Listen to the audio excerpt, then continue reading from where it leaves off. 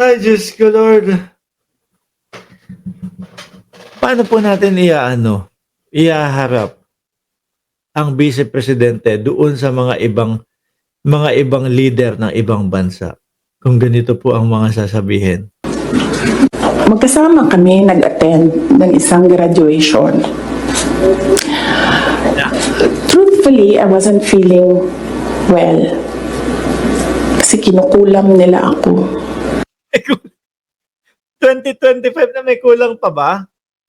Hindi ho ako naniniwala sa kulang, mga... Andiyan na sila, umabot na sila sa kulam. Nagsama-sama na silang lahat. Kinukulam pa nila ako. Oo.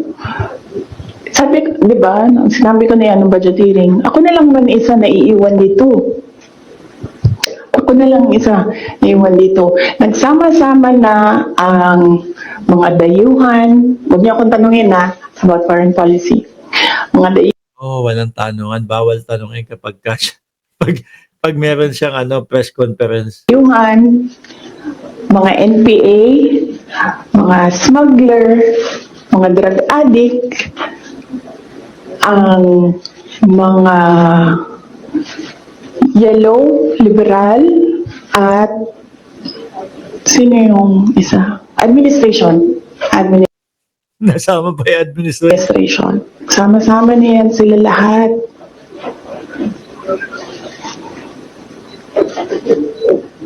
Ako lang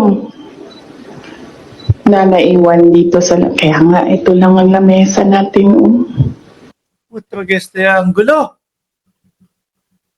Diyos ko. Napagod ho kayo? Kailangan po ba natin na yung psychology para sa Vice Presidente? Nakakahilo.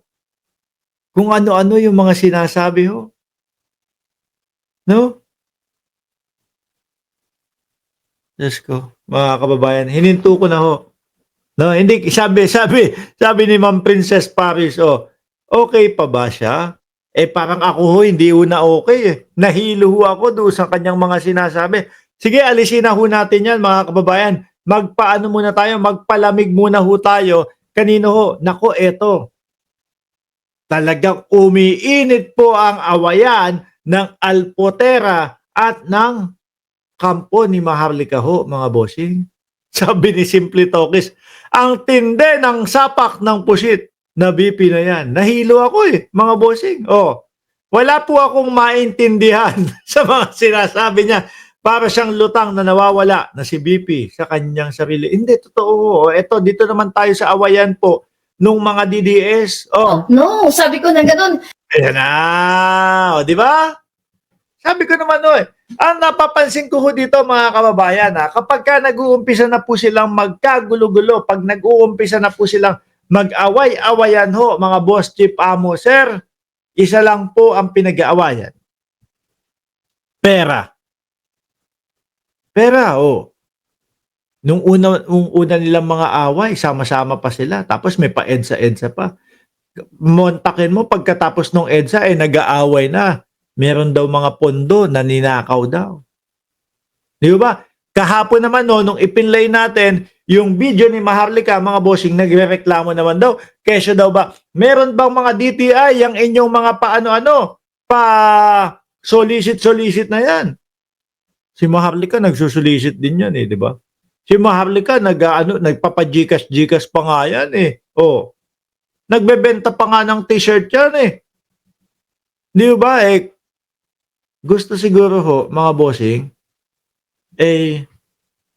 kasama siya doon sa kitaan. Ito, binabanatan niya yung Team Alpotera, no? Mukhang sila Baste, nakasuporta doon kay Team Alpotera.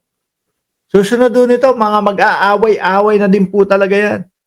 No? Baste versus Maharlika, Sara versus Maharlika. Maglalabo-labo na po itong mga to. Baka sila na po magpatayan. Mga kababayan tuloy. Actually may kumausap sa akin grupo, nagkaroon sila ng execom na sinasabi kung pwede daw ay ceasefire na raw. No, sabi ko na ganun. Dahil akala ko sa Iran lang at sa Israel yung merong gera, may ceasefire pa silang nalalaman na ayaw pumayag, ayaw magpaano. ayaw magpaawat. Oh. May dinadawit si Alpot na ibang tao. Sabi ko, you have to listen to me.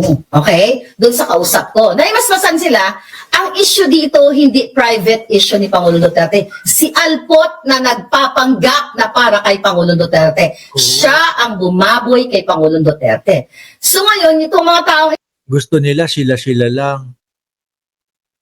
Di po ba? Gusto nila sila-sila lang, mga bossing. Oh. Tama ba ako? Oh. Di ba? mga kausap ko, matataas na tao ito. At ito yung mga nasa likod ni PRRD ever since. So naliwanagan sila, in-explain ko kung ano nangyari sa Hague. In-explain ko at hindi sila makapaniwala doon sa private na yon, moment na yon. Kahit i-deny ni Alpotera, kasi yan ang advice Para po doon sa mga bago pa lang at ngayon pa lang po naririnig mga kababayan itong mga awayan ho nila ha, mga bossing. Si Alpotera po ang sinasabi ni Maharlika, siya daw po ang nagpakalat ng ibong tiririt ng dating Pangulong Duterte. Pinapakalat daw po yung kulubot na tiririt po, mga bossing. Pinag-aagawan na pera ni Digong mismo ng pamilya niya. sa kanya. So ngayon, very dilawan ang style ninyo to cancel me. Patitigilin niyo ako, tapos sila nagtutulong-tulong about it. Ayan, siya na ngayon ang kinakancel. Dati, siya yung number 1, di ba? Dati kapag vlog ni Maharlika, naku po, yung mga DDS, puntahan na po doon sa vlog ni Maharlika, mga bossing. Ngayon, siya na ang kinakancel. Sabi ni Ma'am Daisy Almenario, ibong tiririt talaga. kulubot na kasi yun eh. Bakit pa pinagdiskitahan na picturean at ipakalat daw? Yan po ay sabi ni Maharlika, mga boss. Okay? O may lumalabas. Ano daw? 75,000 na nag-donate sa akin. Magpakita kayo ng resibo. Kung may nagbigay, ano daw 75K? Pera na naman ho, mga bossing. Di ba? Pera na naman po ang pinag-aawayan, mga kababayan. Diyos ko po. Maglabas kayo ng resibo na may nagbigay sa akin 75K to whoever. Panino? Wala silang magawa. Yun pa yung mga ganun, no? Mga pa-Gcash na lang. Tsaka paano makakapagbigay? Or kung yung nagbigay man, kaaway niya na ngayon, maglalabas yun. Tapos po, ang gagawin kapag nakapaglabas ng resibo, tatahimik lang ho ito. No? Hindi na ho pag-uusapan yun. Para, kumbaga, wag nang lumaki. Ganyan po ang style ng mga DDS. Miski po si Inday Sara Duterte, ganyan ho ang style niyan, mga kababayan. Ano po? Bibintang, may utang sa amin. Yung mga apelyido nila, Luistro.